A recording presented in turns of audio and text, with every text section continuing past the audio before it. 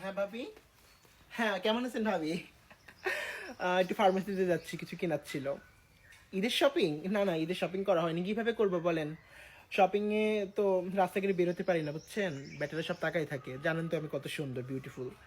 সবাই ক্রাশ খায়, এর জন্য সবসময় আলমারির ভিতর লুকিয়ে থাকি, যাতে আমার রূপ কেউ না দেখতে পারে। কারণ আমি সবসময় বিদেশিদের ডিজার্ভ করি।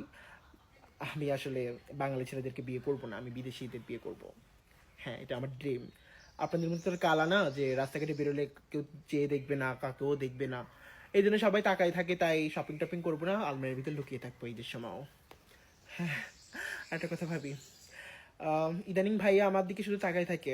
আপনার হাজবেন্ড আরিফুল ভাইয়া, ওনাকে একটু বলে দিবেন যে আমি ডিস্টার্ব ফিল করতেছি। কেন, আপনি জানেন না? ও জানবেন কিভাবে? আসলে ব্যাপারটা, আপনি দেখতে তো একটু কালো, এই জন্য ভাইয়া আমার দিকে নজর দিয়েছে। ওনাকে একটু বলে দিবেন যে আমি আসলে ডোন্ট লাইক হিম।